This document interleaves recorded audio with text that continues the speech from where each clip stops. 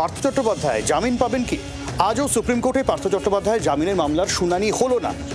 তবে পার্থ চট্টোপাধ্যায় যাতে সুজয় কৃষ্ণ ভদ্রের মতন সুযোগ সুবিধা না পান জামিনের ক্ষেত্রে, সেই বিষয়ে রিপোর্ট পেশ করে আজ হাইকোর্টে জানিয়েছে সিবিআই।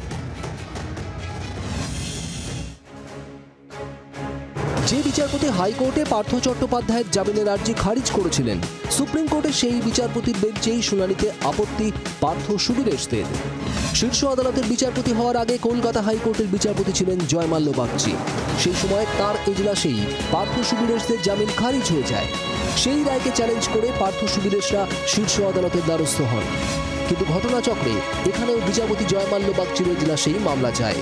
এরপরই মামলা অন্য বেঞ্চে সরানোর আর্জি জানান এসএসসি প্রাক্তন চেয়ারম্যান সুবীরেশ ভট্টাচার্যের আইনজীবী। বৃহস্পতিবার বিচারপতি জয়মাল্য বাগচি মামলা ছাড়ার সিদ্ধান্ত নেন। নতুন বেঞ্চ গঠনের কথা জানান বিচারপতি সূর্যকান্ত। বেঞ্চ বদলের কারণেই বৃহস্পতিবার পার্থ চট্টোপাধ্যায়ের জামিন মামলার শুনানি হল না সুপ্রিম কোর্টে। পার্থ চট্টোপাধ্যায় যেন আদালতে কালীঘাটের কাকুর মতো কোনো সুযোগ পেয়ে না যান, সে বিষয়ে আদালতের দৃষ্টি আকর্ষণ করে কলকাতা হাইকোর্টে রিপোর্ট দিয়েছে সিবিআই। সেখানে সিবিআই এর বক্তব্য, শারীরিক অসুস্থতা ও মানসিক স্থিতি বিবেচনা করে কালীঘাটের কাকু ওরফে সুজয় কৃষ্ণ ভদ্রকে অন্তর্বর্তী জামিন দিয়েছে আদালত। কিন্তু পার্থ চট্টোপাধ্যায় কালীঘাটের কাকুর মতো আদালতে কোনো সুযোগ যেন না পান। কাকু যে কারণে জামিন পেয়েছেন সেটা পার্থ চট্টোপাধ্যায় পেতে পারেন না।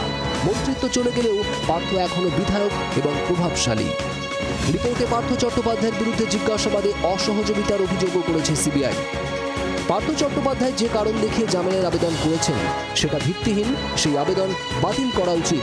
অপরাধ সংগঠনে তার ভূমিকা এবং প্রমাণ রয়েছে, দাবি কেন্দ্রীয় এজেন্সি।